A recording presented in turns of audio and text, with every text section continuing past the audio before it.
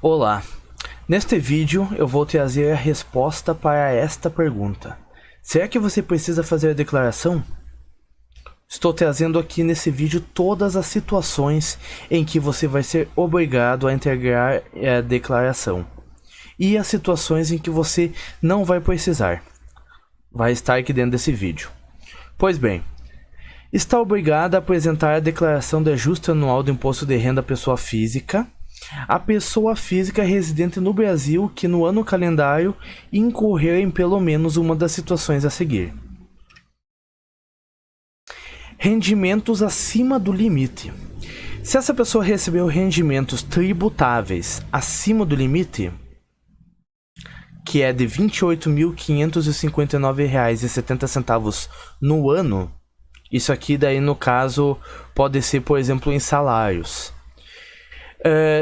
E se a pessoa recebeu rendimentos isentos não tributáveis ou tributados exclusivamente na fonte acima do limite. Ou seja, se você está recebendo rendimentos isentos, que você não vai precisar pagar imposto, mas ultrapassou esse limite aqui de R$40 mil, você vai ter que entregar a declaração. Residente no Brasil. Passou a condição de residente no Brasil em qualquer mês e nessa condição se encontrava em 31 de dezembro do ano calendário. O que isso quer dizer?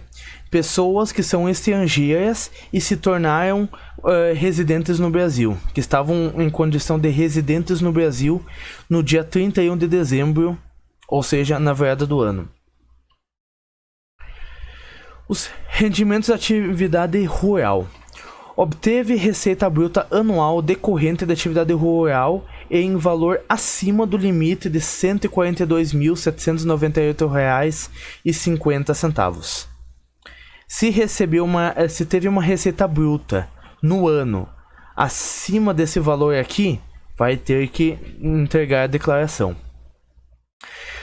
Ou caso a pessoa pretenda compensar prejuízos da atividade rural de anos anteriores ou do próprio ano calendário, do próprio ano ali.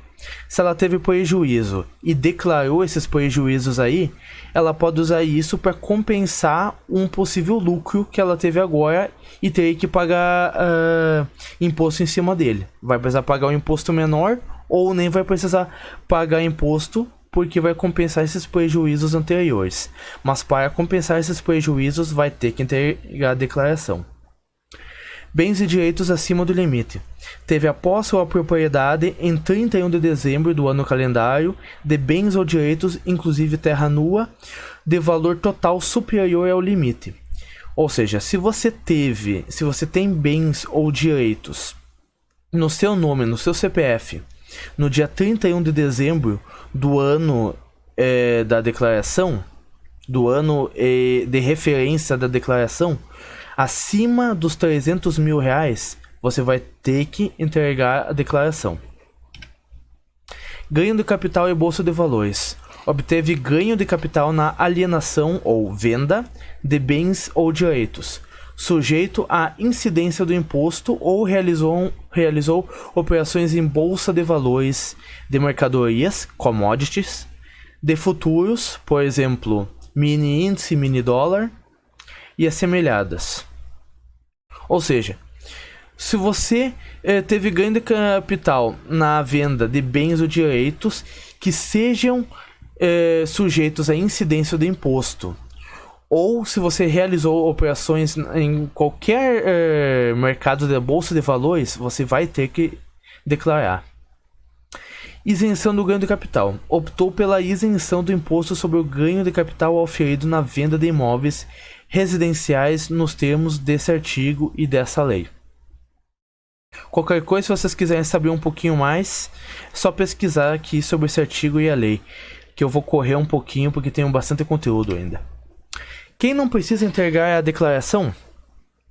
Pessoa física está dispensada da apresentação da declaração desde que não se enquadre em nenhuma das situações que eu citei, conste como dependente em declaração apresentada por outra pessoa física na qual tenham sido informados seus rendimentos, bens e direitos, caso os possua, teve a posse ou a propriedade de bens e direitos, inclusive terra nua, quando os bens comuns forem declarados pelo cônjuge ou companheiro, desde que o valor total dos seus bens privativos não exceda o limite, em 31 de dezembro.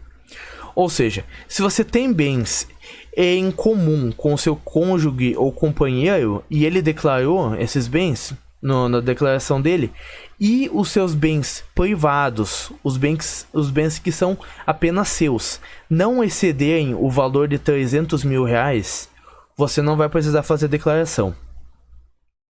Mesmo que não esteja obrigada, qualquer pessoa pode apresentar a declaração, desde que não conste em outra declaração como dependente. Exemplo: uma pessoa que não é obrigada, mas teve imposto sobre a renda retido na fonte e tem direito à restituição, precisa apresentar a declaração para receber os valores de volta. Se quiser receber restituição, não vai ter choro, vai ter que apresentar a declaração. Quem pode declarar em conjunto? Os cônjuges, ou seja, os casados, os companheiros em união estável e dependentes podem declarar em conjunto, ou seja, numa só declaração. Para que seja considerado declarante em conjunto, todos os bens, direitos e rendimentos dessas pessoas devem estar na mesma declaração do contribuinte titular. Neste caso, as pessoas declaradas em conjunto não precisam entregar uma declaração somente sua. Quem pode ser declarado como dependente? O cônjuge ou companheiro com quem o contribuinte tenha filho ou filha ou viva há mais de 5 anos. Filhos ou enteados de até 21 anos de idade, de qualquer idade quando incapacitado física ou mentalmente para o trabalho, ou de até 24 anos se ainda estiver cursando ensino superior ou escola técnica de segundo grau.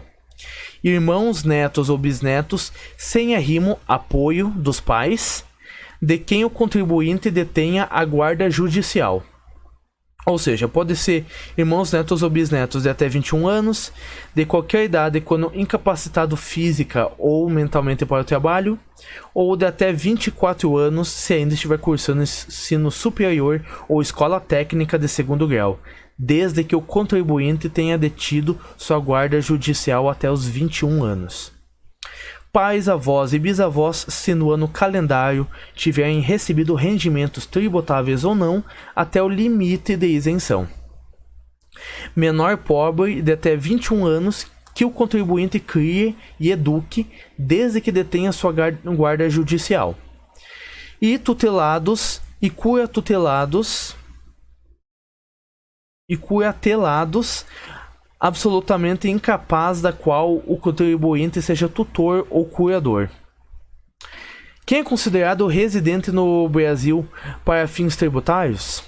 Considera-se residente no Brasil para fins tributários a pessoa física que resida no Brasil em caráter permanente, a pessoa física brasileira que adquiriu a condição de não residente no Brasil e retorna ao país com ânimo definitivo na data da chegada, a pessoa física que se ausente para prestar serviços como assalariada a autarquias ou repartições do governo brasileiro situadas no exterior, pessoa física que se ausente do Brasil em caráter temporário ou permanente sem apresentar a comunicação de saída definitiva do país durante os primeiros 12 meses consecutivos de ausência. Pessoa física que ingresse no Brasil com visto permanente na data da chegada e a pessoa física que ingressa no Brasil com visto temporário em situações específicas. Se o conteúdo desse vídeo foi útil para você, eu peço que deixe o like e se inscreva no canal para continuar trazendo vídeos cada vez mais completos e com qualidade superior. Peço que deixem sugestões nos comentários de conteúdos que vão ser úteis para vocês. E obrigado por assistirem até aqui. Até o próximo vídeo.